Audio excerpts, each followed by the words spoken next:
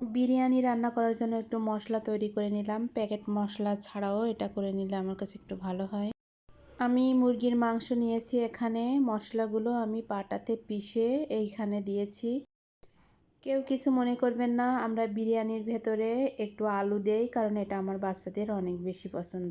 বিরিয়ানির সবগুলো উপকরণই এই মাংসের ভেতরে, যেমন আদা, রসুন আর বিরিয়ানির যে মশলাটা আমরা ব্যবহার করে থাকি সবগুলো মাংসের ভেতরে দিয়ে, এবং দই তো অবশ্যই থাকবে।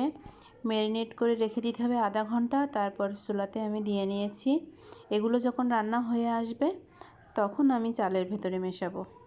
তো মুরগির মাংসটা যখন আমার রান্না করা হয়ে গেল, তখন আমি আগে থেকেই ভাত রান্না করে রেখেছিলাম, অর্থাৎ পোলাও ভাতটা আমি আগে থেকেই রান্না করেছিলাম। তো এই মাংস এখন আমি ভাতের ভেতরে খুব সুন্দর করে নাড়াচাড়া করে মিশিয়ে দেব। মিশিয়ে দিতে হবে খুব ভালো করে, যেন ভাতের ভেতরে মাংসটা সম্পূর্ণ মিশে যায়। ভাতের সাথে মাংস মেশানো হয়ে গেল, এবার একটু বেরেস্তা করার পালা। এটা সৌন্দর্য বর্ধনের জন্য অবশ্যই আমি মনে করি। আমি বেরেস্তা করে নিয়েছি। এই বেরেস্তাগুলো যখন খুব সুন্দর লাল লাল বর্ণ হবে, অর্থাৎ বাদামি বর্ণের হবে, তখন এগুলো আমি ভাতের উপর পরিবেশন করে দেব। এটা দেখতে অনেক বেশি ভালো লাগে।